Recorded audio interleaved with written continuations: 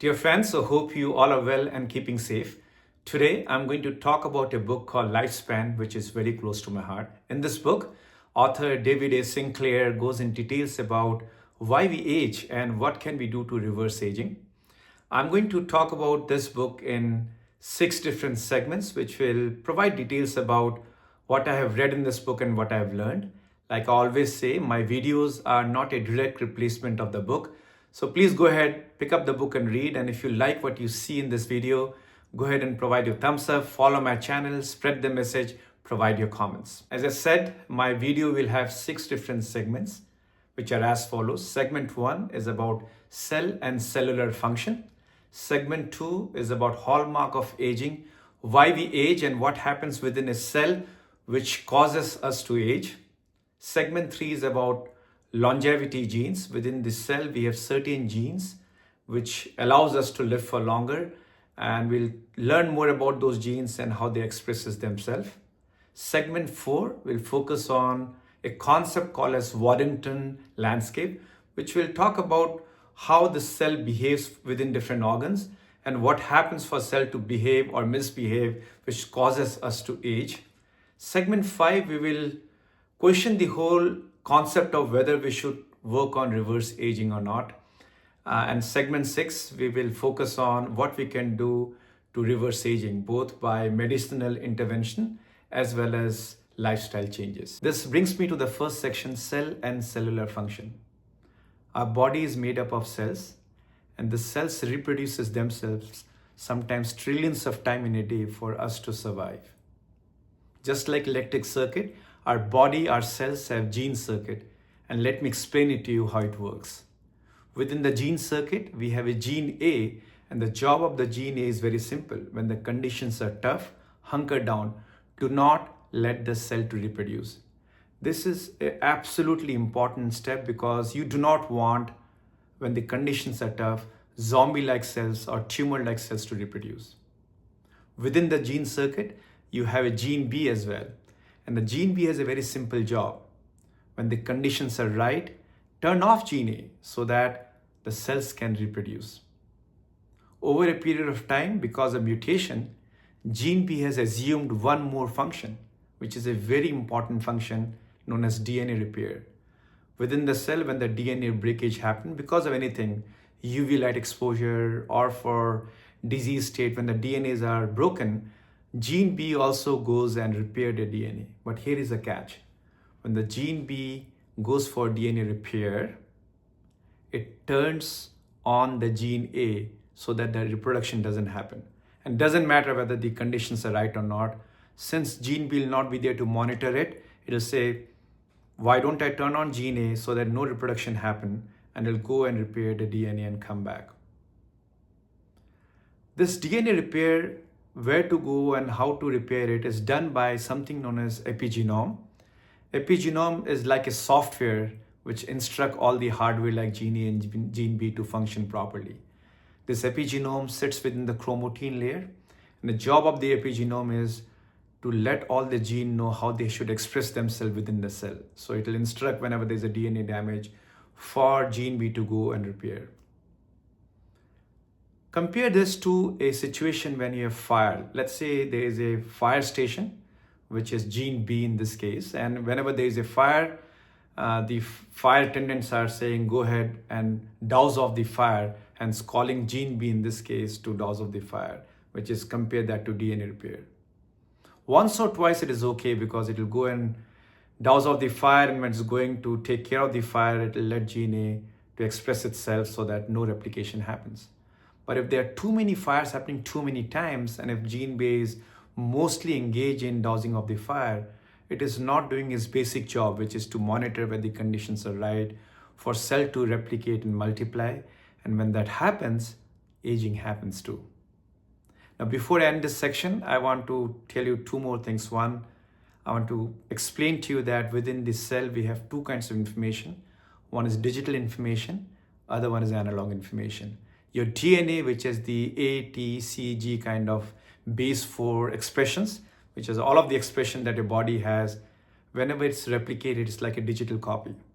You can replicate it as many number of times, you'll never lose that information. your DNA information never lost. It has also epigenome information which tells how the cells should behave, what they should do. That is like analog. It's like a tape in a tape recorder.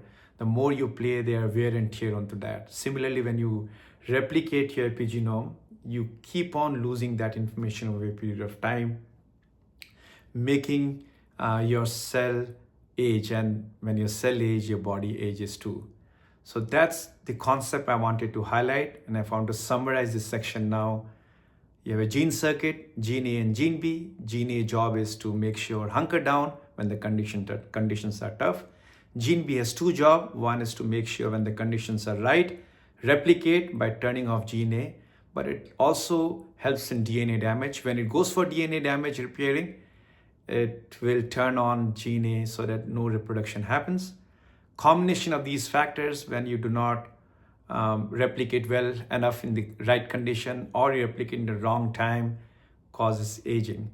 More about why we age in the next section. This brings me to the second section where I'm going to talk about why we age.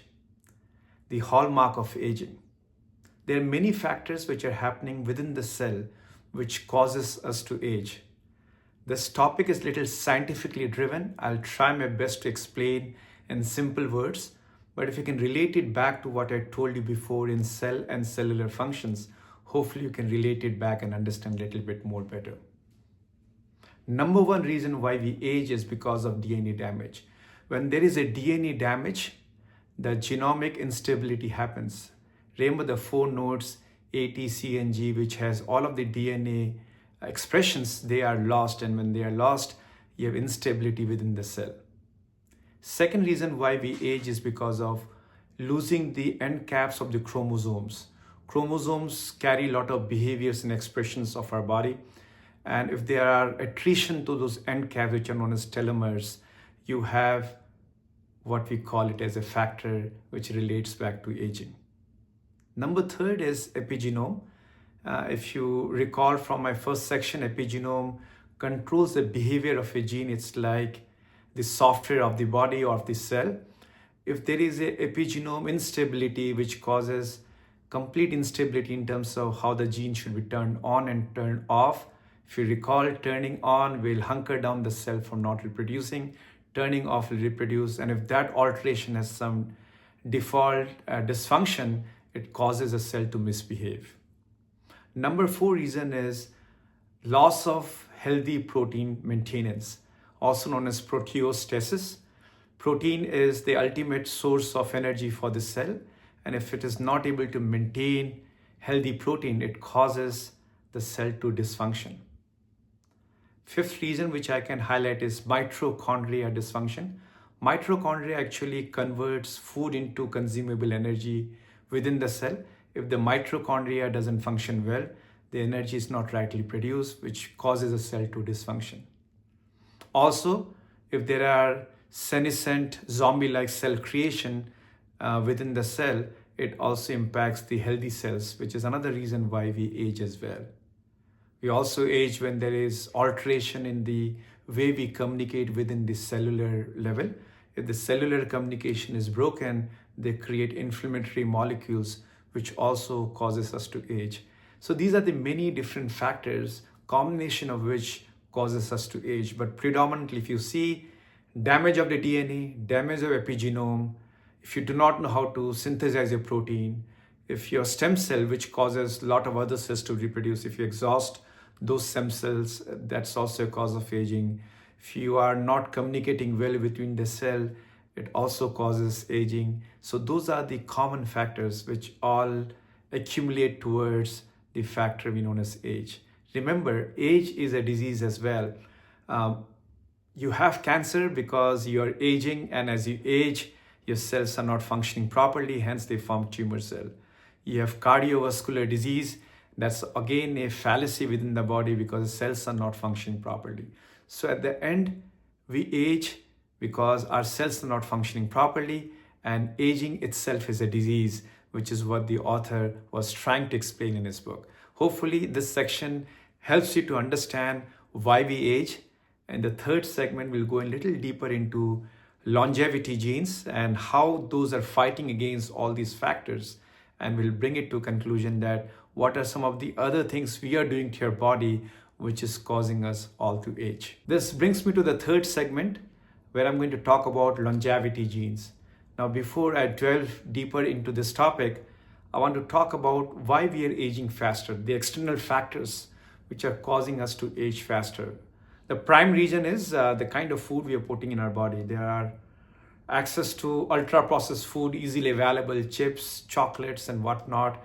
All of these food, when you put in your body, the cellular dysfunction happen because the amount of sugar, the food which is not edible but be a part of your body, is causing your cell to dysfunction or not function in a proper manner. Also, a prime reason is how we are moving our body. Are we doing proper exercise? In some cases, people are not doing exercise at all, which is causing our body not to function properly, hence causing the age to happen in a much more faster manner. There are certain situations which also causes us to age faster, and one such reason is the environment you're living in. If you're living in a polluted environment, where you are inhaling a lot of pollutants inside your body, or things like microplastic, which is now ubiquitously available in the air we breathe in, all of that is causing our cell to dysfunction, which results in aging faster. There are mental factors also which concludes or drives aging in our body. If you're a mental imbalance, the socioeconomic situation we are in, we as human beings are going through a lot of tension, a lot of ailments, mental ailments. All of that causes our cell not to function properly, causing us to age faster. Now let's come back to the topic, which is about longevity genes. If you recall the cellular function, I spoke about gene B. The descendant of gene B, there are certain enzymes known as sirtuins, which are great factors or great enzymes making the cells to function properly. In mammals, within lab, it has been proved there are 7 different sirtuins. Sirtuin 1, 6, and 7 are responsible for DNA damage. So whenever there's a DNA damage, these are the enzymes which are going to repair the DNA. I remember when they're going to repair the DNA, the cell is hunkering down, which is causing cell not to reproduce again.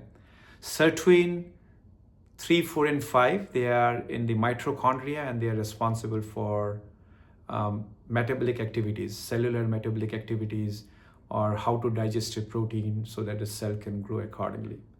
And there is sirtuin 2, which is in the cytoplasm, which is buzzing around the cytoplasm of the cell, making sure the cell can reproduce when the times are right. These sirtuins are very important for us to survive, and these enzymes are responsible to reverse age or to make sure the cell can function, reproduce well, hunker down at times, do DNA damage so that the cell can look right so that it can reverse aging.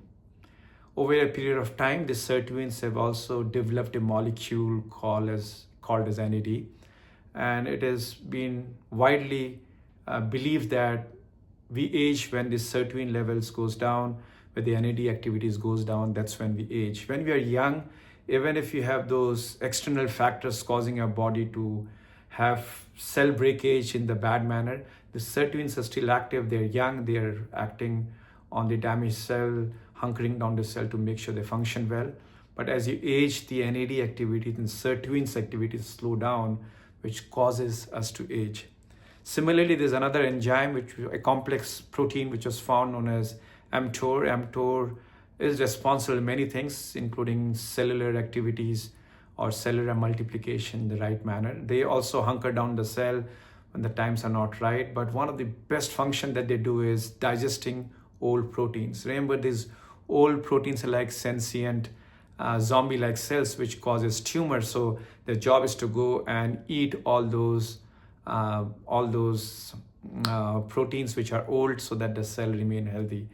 There is a phase within this mTOR which hunkers down the cells are not in the right condition, so it can slow down the metabolism, it can make sure the cell doesn't reproduce.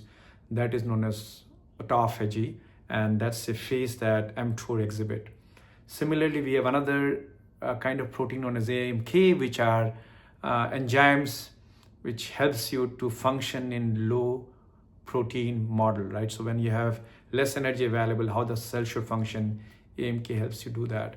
So as you can see within the body, there are these longevity genes by default available, which are helping you to fight against the disease conditions, helping you to digest old protein, helping you to replicate when the times are right, ensuring that you can do DNA damage repair, and all of those functions so that you can survive, thrive, and flourish.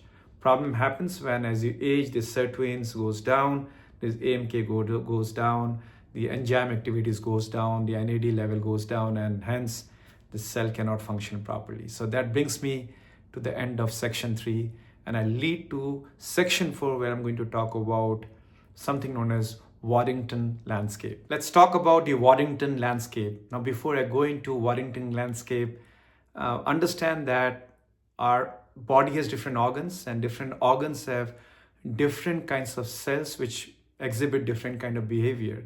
For example, we have cells in kidney, cells in brain, we have cells in skin, and each of them have different behaviors.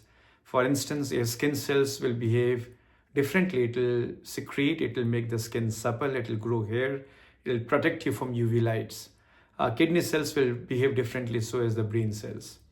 What Waddington is saying is that assume that we have different landscapes for different kinds of cells, and they all are settled in, and they are all controlled by the behavior of epigenome, of how they behave in a particular layer.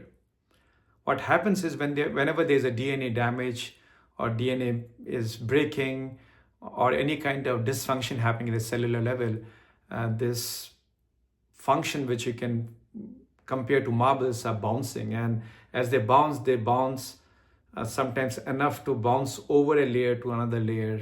And sometimes you'll have kidney with kidney cells 90% but 10% skin cells. Similarly, brain may have some skin cells, and because of that, the cells are dysfunctioning. They do not know how to function properly because they're confused now, doing different function within different organs. Think of this as earthquake. Now, every layer that you have, it can compare to an earthquake. Every time an earthquake is happening, the earth is forming different shapes. In this case, assume these marbles are bouncing. If you have a larger earthquake or having many earthquakes, these marbles are bouncing, and then jumps over to different area, and which is what Waddington is explaining through his pictorial model, that what happens to our body. I explained this before as well, that epigenome noise is a very critical factor of aging as well. So when you have too much of time going in DNA repair, because your DNA is damaged too often now, your gene B, if you recall from my section 1, is often engaged in repairing rather than doing the job. Its prime job is to reproduce in a healthy condition. And you'll never find a healthy condition. The cells are not reproducing. They are more zombie-like cells, tumor cells. And when they grow more, they causes inflammation, which causes the cell to dysfunction, which causes aging. As I said, aging is a disease, which may result in different kind of diseases that we know in the world, like cancer, cardiovascular disease, metabolic diseases, and causes us to all perish over a period of time. That is Waddington Landscape for you.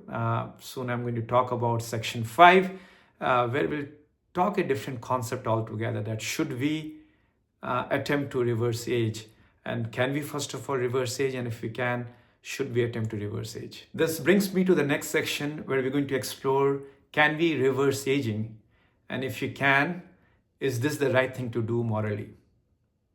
If you recall, our body is made up of cells. Within cells, we have enzymes such as sirtuins, AMK, mTOR, molecules such as NAD. And within lab setup, it has been seen that by medicinal intervention, you can truly reverse aging.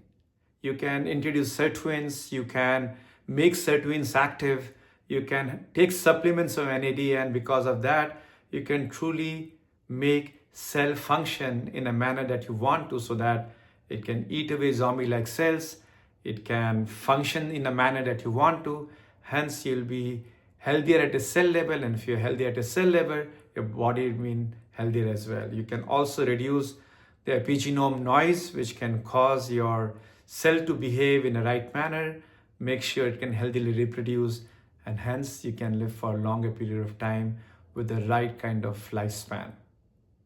More about this in section 6 in terms of what you can do. But the question that again arises is this the right thing to do? About 74,000 years back, our human species almost came to an extinction. Since then, it has gradually progressed, and by 1900, we have about a billion population in the world. Now, if you truly see, this billion population was actually growing at that time, fraction of a percentage. By 1930, because of improving child mortality rate and mother mortality rate and sanitation being discovered, people started to reproduce faster because the deaths were happening slower. And they were reproducing at a faster rate, almost 1% at that point in time. And by 1970, we had 2 billion people in this world. Since then, we have been growing at a 2% rate, thanks to immunization and some of the intervention that has been brought in through medicine discovery and things of those nature. Our population has been growing healthily, and if you see today, we are about 8 billion and thereabouts in this world. They say we are going to grow to about 11 billion by 2100. But after that, because of various factors, our population is going to degrow. In fact, it will be 0.1%. And after 2100, you will slowly see that bending the curve. Why is it important? Because if you truly see, reverse aging or not is a social phenomena. People believe that we should not reverse age for various reasons. One, because there are too many human beings on the planet, and if you keep on reverse aging, there'll be more people on the planet, which will cause various different factors, including scarcity of food, social unrest, or maybe the earth cannot survive because human beings are known for polluting the environment and also using all of the natural resources. The point I want to drive home is, since the population rate is going down for various factors, it is a topic on its own, which I'll make a video maybe later. But by 2100, most of the researchers says that we'll have a reverse case where population will start decreasing. So one factor I want to put out there is that I think it's not a bad idea to understand if you can live longer. The second factor I want to put out there is, it's not about living longer, but living healthier is very important. What David A. Sinclair in this book highlights is that it's not about living longer, but because how we will make our cells to function, probably we can feel younger and more healthier as we grow older. So for example, you may be 100 years old and still you'll feel like you're 40-year-old. I think that's a bargain I'm ready to take. The third argument that people make is that, is it truly the right thing to do? Because dying or living is something controlled by a source beyond the understanding of human being. Is it the right thing to do to intervene into this and making people live longer? I certainly believe that it could be a good thing for humanity. I think until we have not discovered, we all thought that Earth is flat. Until we didn't know how to fly, we thought that flying is something that we cannot even think about. Similarly, today, if somebody says that you can live until 80, you will not blink your eye. But if you look back in time, if you say that it was very unusual at that point in time because of diseases that they had, communicable and otherwise, wars and other factors were also accounting for it. Today, if I tell you that if you can live until 150 easily, that's something that you will laugh off, because I believe, if I may be wrong here, but around 120 or 125 is the age maximum people have seen, and that too, it's one in very few cases that you see in the world. But because of this intervention, we strongly believe that we can live for a longer life. And I personally believe that if there is science available to research it, and we can reverse age and make ourselves not completely immortal, but to an extent where we can live for a longer life and a healthier one, I would rather choose that. So I am in the advancement of science, I am voting for it. And as like David A. Sinclair is fighting hard to make sure that people can appreciate that age is a disease. Why is it important? Because moment you classify something as a disease, the government can assign funds towards it. Because right now, all of the funds that goes in medical research is going towards disease such as cardiovascular disease, such as Alzheimer's disease, metabolic disease, and so on and so forth. Since age is not a disease, no one is putting money towards it. So David A. Sinclair, who is a researcher in this field, he believes that if age can be called as a disease, then funds can be allocated towards it and more science can be developed to make sure that we can find out how cell behaves, function, intervene them, and have a longer life. One final topic on this side before I move on to the final section of this video. There may be some social unrest as well. Assume that if science can find out, which I believe to a greater extent it is there, already there in some form and fashion. But let's say if they find out that by certain intervention you can live for longer, and if that is available only to the elite group because it requires money for you to buy that kind of a technology or medical intervention, there'll be social unrest because the poor will not have access to it, and sooner there'll be a divide between, much more bigger divide between rich and poor. Mind you, today what brings all communities, all races together is the fact that one day everyone will die, the fact that anyone can acquire an unfortunate disease and can succumb to that particular disease. Moment that can be controlled, and if it is only available to the elite, there'll be social unrest of the other kind. There are other bigger problems for government to solve at that. For example, the power of having that with certain bodies, or power of having that with certain ill bodies as well, which may cause havoc in the world, is also very important for all of us to look at. But all of that for a different video.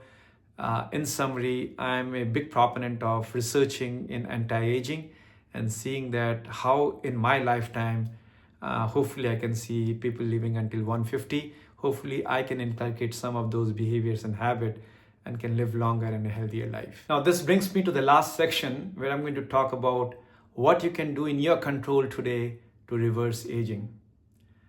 That conversation, I'll have it in two parts. One is about medicinal intervention, and second is about lifestyle changes. Lifestyle changes you may have heard about in different books. They are not very different, but I'm going to summarize it any which ways so that you have it in access all together in this particular video. I have to do my part of research in medicinal intervention, but if I have to quote what David A. Sinclair said, that there are NMN supplements available, which is nothing but the NAD molecule, so which will allow these sirtuins to grow or to healthily function. There are over-the-counter available, but make sure you have the right one. Make sure the supplements you're taking is well proven. One of the criteria you can use is a third-party test, whether the company that you are going to use the medicine is done or not. So that's a good validation of whether you're using a right NMN or not. But that's one thing that the author uses. I've not yet started using it, but I'm exploring it deeply to see if I can use that. The second medicine he uses is resveratrol. I still have to read more about it, but he uses that as well, which helps the mTOR enzymes to function better. Metformin, which is a prescription drug in the US, he claims that this should be used and should be given to all, even if you are not diabetic, because you only get it today in the US if you are pre-diabetic or having diabetes type 2 disease. But according to the author, metformin is a great medication to help you do many other metabolic changes within your cellular bodies.